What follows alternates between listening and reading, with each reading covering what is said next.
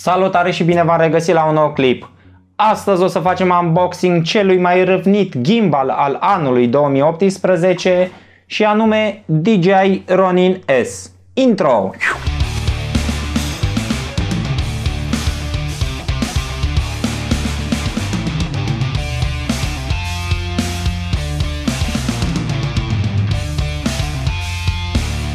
Acesta este DJI Ronin S. Haideți să vedem ce găsim în cutie. Este o cutie destul de mare. Așa. Aici se pare că mai e ceva jos. Carticele, manuale de instrucțiuni le găsiți jos de tot. Așa, o să dăm deoparte. Și aceasta este cutia. Deja îmi place ceea ce văd. Ca să o deschideți, aici aveți o cheiță, rotiți de ea. Și ta-dam! Faceți cunoștință cu DJI Ronin S. Hai să o iau din partea asta. Aveți în primă fază acest trepied. De fapt este un mini trepied. O să-l las deoparte aici. Mai avem în cutie mânerul, care este și baterie. O să-l înfiletez. Dacă tot îl desfac, se înfiletează așa aici în partea de jos. Iar apoi se poate folosi pe post de stativ. Așa, ăsta este un lucru care îmi place foarte mult la acest gimbal. Lăsăm gimbalul la sfârșit să vedem ce mai găsim. Mai avem plăcuța de prindere pentru aparat, încărcătorul, o cutiuță destul de drăguță, să vedem ce găsim înăuntru. Probabil sunt cabluri, da? Și avem cablu de încărcare și aici sunt tot felul de cabluri de legat gimbalul la diferite aparate. Îl punem și pe acesta de încărcare la loc. Să vedem ce mai găsim. Tot felul de șurubele, prinderi, sunt foarte multe lucruri aici. O să lăsăm deoparte că să scoatem gimbalul, că presupun că asta este ceea ce vă interesează și de ce vă uitați la clipul ăsta, nu?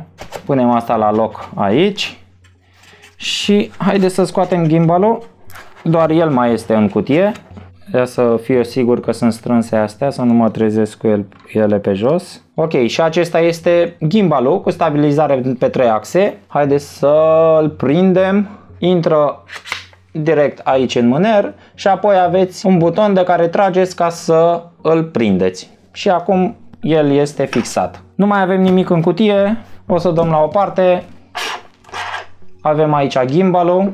Ca o primă impresie, materialele se vede că sunt premium, inclusiv această rotiță de focus chiar se simte și cum merge foarte, foarte lin. Avem joystick-ul aici, care este asemănător cu cel de la Mavic și cam atât. Astea sunt lucrurile pe care le găsiți în cutie. Haideți să vorbim puțin despre acest gimbal și acum o să vă zic câteva lucruri care îmi plac la el și altele care îmi plac mai puțin. De la început vă spun că este primul meu gimbal, deci nu am mai interacționat cu altul, nu am o referință, deci dacă probabil alte gimbaluri se comportă mult mai bine ca el, eu n-am de unde să știu.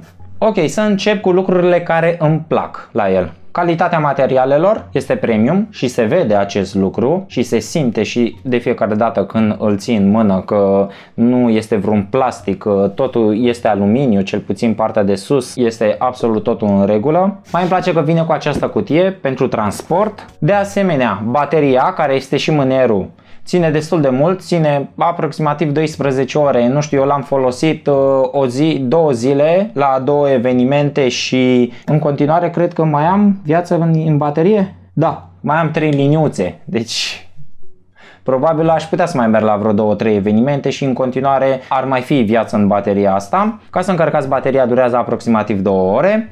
Mai îmi place acest stativ în momentul în care obosești. El nu este foarte greu fără cameră, dar în momentul în care pui o cameră și depinde și ce obiectiv pui, s-ar putea să ajungi la o greutate destul de mare și în momentul în care obosești, ok, eu așa l-am folosit, dar în momentul în care obosești poți deschide trepiedul și să-l lași undeva. Este un plus acest lucru pentru mine. Ce mi-a mai plăcut la el este butonul de focus, care funcționează fără niciun fel de problemă. Eu l-am folosit cu cablu și merge foarte, foarte lin. În același timp, aplicația este foarte bună, foarte bine făcută, nu am avut probleme cu ea să crășuiască sau ceva de genul acesta și are foarte multe funcții, multe funcții. O să intru în detalii cu aplicația în niște clipuri ulterioare.